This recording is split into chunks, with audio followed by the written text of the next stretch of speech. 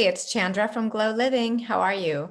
So I'm curious if you've got any goals that have been challenging to meet and you need to have some kind of form of accountability. And if you had that, if you think that maybe it would keep you on track. So for example, if you're having some fitness goals, sometimes joining a program or having a trainer or working out with a friend that keeps you accountable, or you have a class that you go to that's consistent, can do that.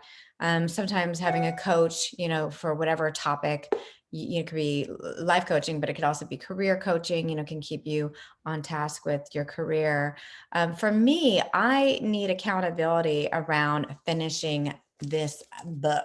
Okay. So I'm putting it out there. My part of being accountable is just sharing this with you, because when I tell you I'm working on a book, then I'm going to have to follow through. So I want to share with you kind of where I am and talk to you a little bit about what I need in terms of support to get this done. I don't know why it's been hard.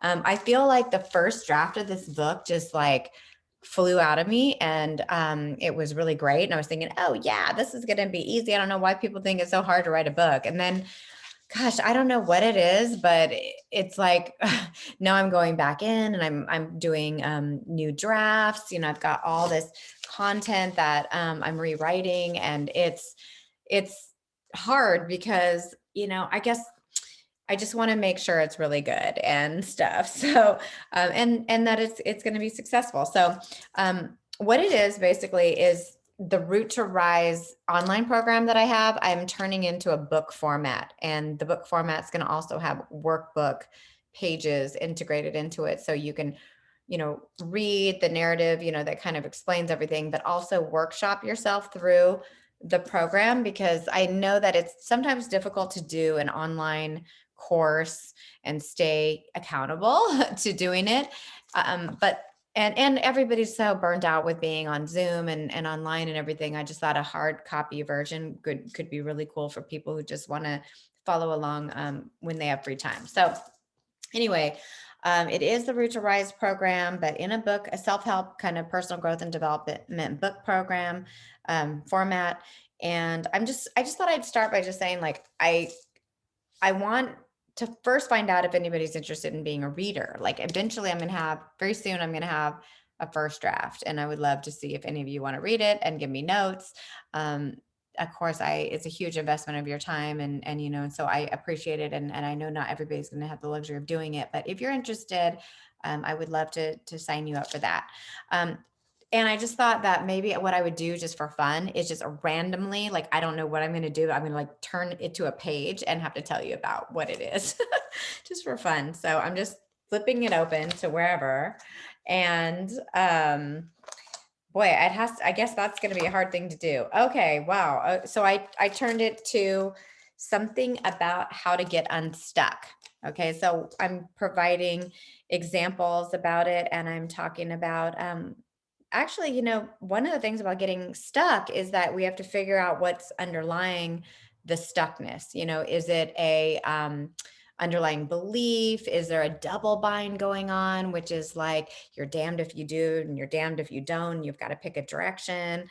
And so when I'm talking about being stuck in this book, I'm talking about, you know, you have a goal that you want to achieve, and you're somehow not realizing it, and something is holding you back. And so it starts with understanding what the obstacle actually is about, what needs it serves.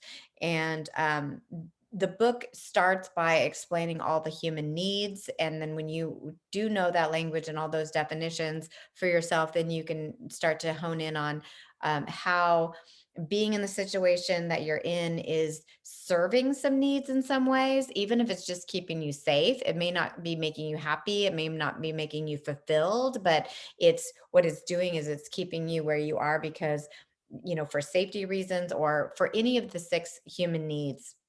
And so, I start by talking about, well, what needs is it serving you to be where you are? And then get into like, what needs is it serving to break free from that, and how to increase your fulfillment at those higher levels. And I talk in here about fear, fear that comes along with change. Because when we make a big decision for our life, what we're talking about doing is making a big change, and there can be fears and limiting beliefs that hold us back. So we take time to analyze that in the book. We talk about the understanding of why you want what you want. What's the motivating factor. You're looking to kind of leverage yourself out of this stuck place. So being honest with yourself about why you want something to change, and that's kind of important. And then um what you're willing to do about it, because sometimes we want something for ourselves, but we're not willing to do the things that are actually necessary to do it. So it might mean something big, like going through a breakup, or it might mean, going back to school, or it might mean changing a job, or it might mean stop talking to somebody that's toxic. And these are very difficult decisions to make sometimes, even though the outcome is going to be positive for us. And so we need to look at what we're willing to do to achieve the things that we want, because those decisions are, commitments, and they have implications. And so this analyzes that. And then we can get into kind of like worst case scenario stuff, because sometimes, we it's not as bad as we think it's going to be. It typically isn't. And so if you can look at, well, how bad is the worst case? If it's really, really bad and you're at risk for a lot, and that might tip you off to why you have a need for feeling safe.